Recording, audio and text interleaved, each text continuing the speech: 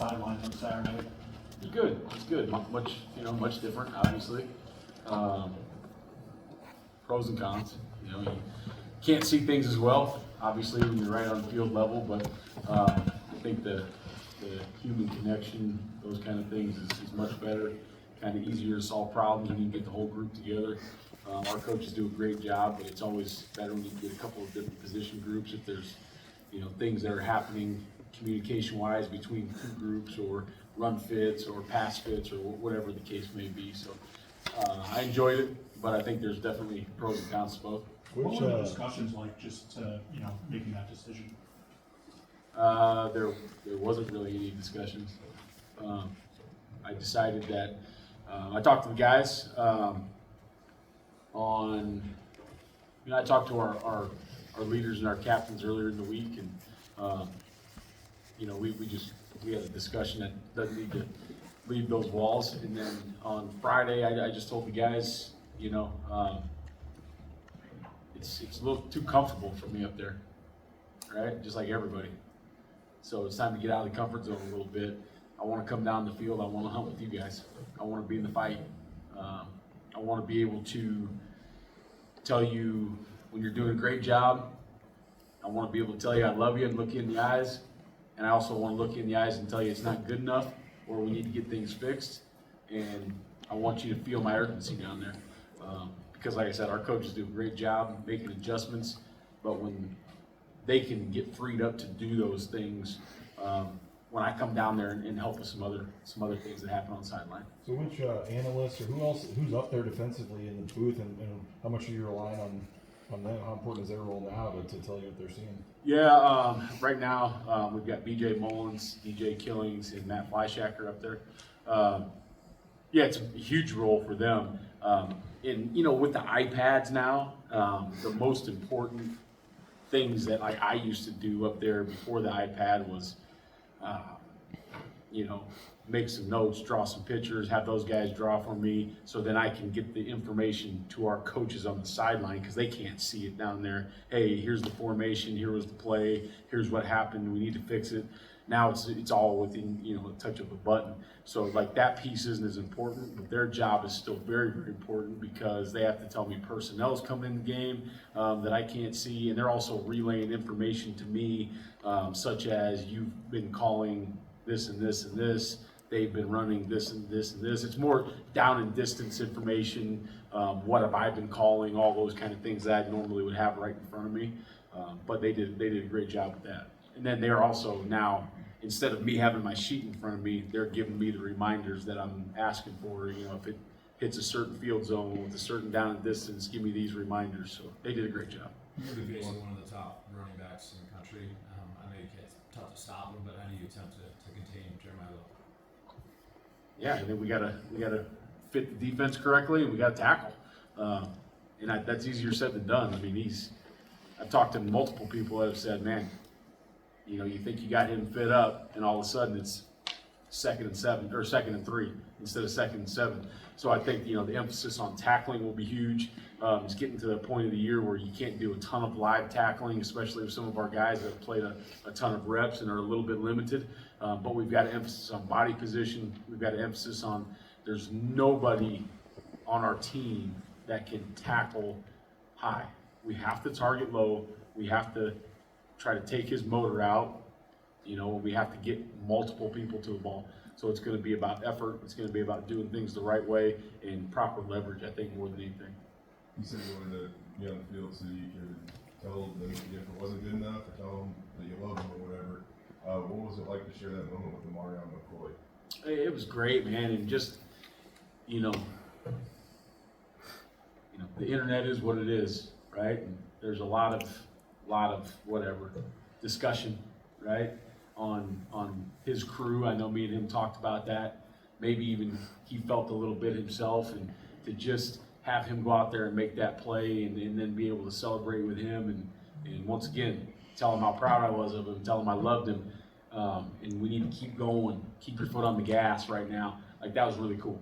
And to watch everybody else celebrate was really cool for me, because I don't get to see that usually. Usually it's like I'm watching the play and it's like, oh, pick, 6, yay, right down to the iPad or my sheet. Now it's like I'm waiting for somebody to give me an iPad. I got no sheet.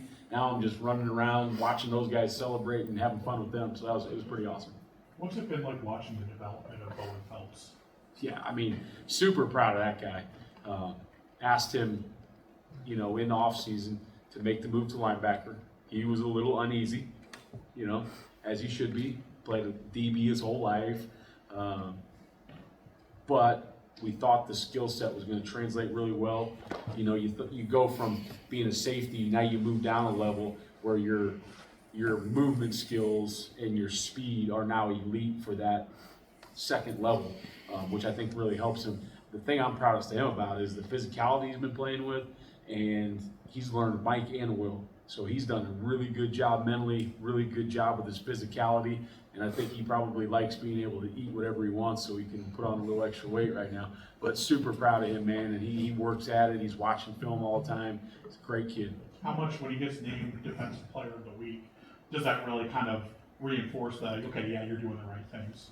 I think, anybody that gets an honor like that would think I'm doing the right things. But I think for him, it's going to be more about reinforcing that, like, this was the right decision by the staff and the right decision by him to just go all in. Say, you know what, if that's what you guys think is best for me, I'm all in. I'm playing linebacker and I'm never looking back. And I hope he'll continue to grow and do the things that's got him here, because I think the ceiling is super, super high with him. You guys can go out, and I know you guys have these awesome recruiting classes, but Bowen Chinander is a walk-up. How important are like his ingredients to the recipe of success here? Guys like him, before he goes, a guy like Tubes, or these guys that they do way more than people would expect them to do, I guess. But like, how important is that? Yeah, I think it's always really important, to get some Idaho guys, some Pacific Northwest guys that are definitely worthy of a scholarship, didn't play a quote-unquote high enough level of football, and or just didn't get a lot of recruiting action through their area because they're not in the metropolitan place. But to have those guys come here and earn their way, and just to, like, the guys respect Bo so much because of the way he works. And I think that, when you get freshmen that are probably highly recruited, highly rated players, see a guy like Bowen, like, this is what it takes, I better be doing that too. So I think it's good for him. I think it's good for the team. I think it's just good for the culture to see, how can a guy that, really wasn't recruited come in here and be the Mountain West Player of the Week. Like, this is how it happened. It happened the same way for Alex Dubner. So it's pretty cool. For a lot of these guys, this will be the biggest stadium they've ever played in. You've coached in some big stadiums. What's the difference between the sound levels of an 80,000 fans and 35,000 fans? Depends on which 80,000 fans. Because Albertson Stadium can get as loud as any of the big stadiums I've been in, to be quite honest with you. Now, I've never coached a game at Notre Dame, so I don't know what the sound level's like. But I mean, I've been in 100,000 people stadium that is ultra loud, like deafening. And I've also been in 100,000 seat stadiums where it felt like kind of we were at practice. So I don't know. I mean, I'm excited. I'm excited to find out for myself. I'll probably ask Coach Stockton, what it's like in there. I'm assuming it's probably loud. It's a great football tradition.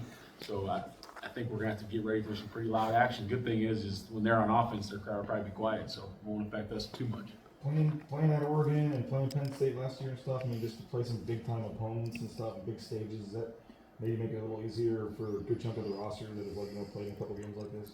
Yeah, I don't think playing a Notre Dame or Penn State or Oregon is ever going to be easier, but I think it's a lot of these guys won't be shocked, to your point, like when we go into a quote-unquote bigger stadium, they're used to that, with playing in NFL stadiums last year, playing at Oregon, playing in the college football play. I think they're used to that atmosphere, so that's a good thing. It's not like I've been part of that where we walk in and we look at the Jumbotron for 15 minutes and I'm like, whoa, what's going on here?